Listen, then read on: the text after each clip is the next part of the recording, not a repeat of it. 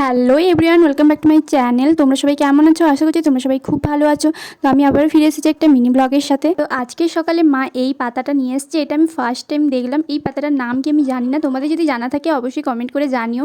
আর বলে নাকি এটা শরবত খেতে হয়, জানি না এটা কি পাতা, তবে এর স্মেলটা প্রচণ্ড ঝাঁঝালো টাইপের। যাই হোক, এরপর জলখাবারে টিফিন হিসেবে বানানো হলো চিকেন পকোড়া। তো এটা দিয়েই আজকের পেট পুজোটা করতে হবে। আর আমিও এইখানে আগে ভাগে বসে পড়েছি কয়েকটা চিকেনের পকোড়া নিয়ে। এই চিকেন পকোড়াটা কিন্তু খেতে দারুণ হয়েছিল। তোমরা যদি এর ভিডিও দেখতে চাও তাহলে আমি ডিসক্রিপশন বক্সে লিঙ্ক দিয়ে রাখছি, আমার রান্নার চ্যানেলে এই ভিডিওটা দেওয়া আছে। এরপর মা এখানে ফ্রিজটা পরিষ্কার করছিল আর আমি এইদিকে রান্নার কাজগুলো সেরে একটু বসলাম। তারপর দেখলাম মা এখানে এক ধরনের তেল বানাচ্ছে। এই তেলটার মধ্যে রয়েছে একদম প্রাকৃতিক জিনিস, মেথি, জবা পাতা, নিম পাতা, তুলসী পাতা আর বিশুদ্ধ নারকেল তেল। এগুলোকে ভালো করে ফুটিয়ে তারপর ছেঁকে এটা মাথায় ইউজ করা হয়। মা বলছিল এটা খুশকি দূর করে অ্যান্ড সাথে হেয়ার ফল কন্ট্রোল করে। তো ফ্রেন্ডস, চলো ভিডিওটা আজ এই পর্যন্ত।